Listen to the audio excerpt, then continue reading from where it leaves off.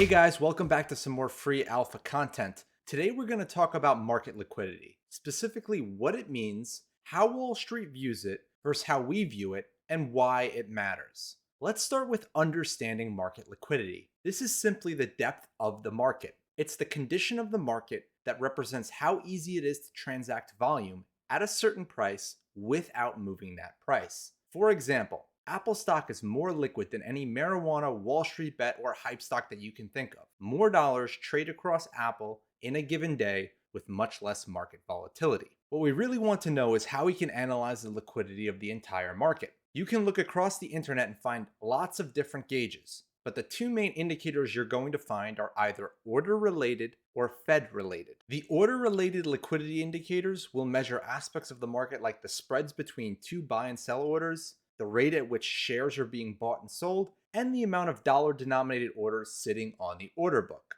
All of these are very specific and don't give you a contextual representation of where liquidity is today compared to where it has been historically, at least. This is where the Fed related liquidity indicator comes in. This is something that has recently emerged on Twitter. What it is the measurement of free floating open market assets derived from the Fed balance sheet after accounting for cash sitting at the Fed and Treasury general account. The easiest way to think of this is as follows. If you were to measure your net worth and include your home, this is not the same as your liquid net worth because the value of your home is not something you could write a check for today. We can use this calculation to get the Fed's liquid balance sheet. Central bank balance sheet minus reverse repo balance minus Treasury general account balance. People have been using this as a directional gauge for where the market will go based on the liquid balance sheet values, at least in the last 6 months. If we go back historically and look at how the S&P has traded against this calculation, we can see there's really no definitive positive correlation. On the chart here,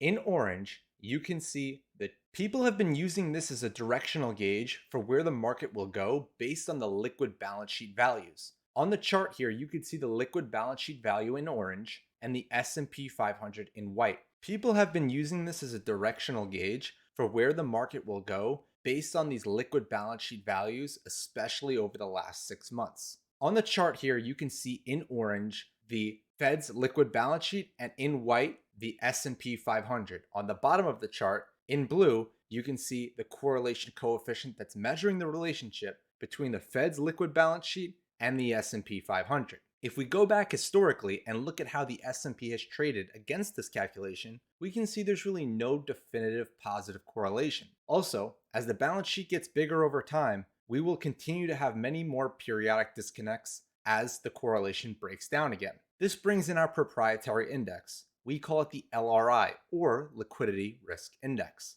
This index illustrates all major liquidity measurements that we notice to have significant market impacts in one chart. Some of these measurements include cross-asset volatility, the Fed's balance sheet, and dollar demand. The index is designed to measure the liquidity risk across the whole market. The higher the index goes, the more risk there is of lower liquidity. For reference, we like to overlay VIX, and you can see that on the chart here in purple because unlike the prior mentioned balance sheet calculation, over time, this holds a very strong correlation to the LRI in white. While this isn't the VIX, the LRI in white, it does give us a good idea of what we can expect. If the index goes up, it's likely VIX will follow as volatility increases in illiquid environments. The way we use this index is very simple. The higher this goes, the more risk there is in the markets. Historically, this index has indicated initial market rebounds under 70 and consistent bull markets under 50. As you can see, we're very far from either, as the market is still signaling that liquidity risk is here to stay.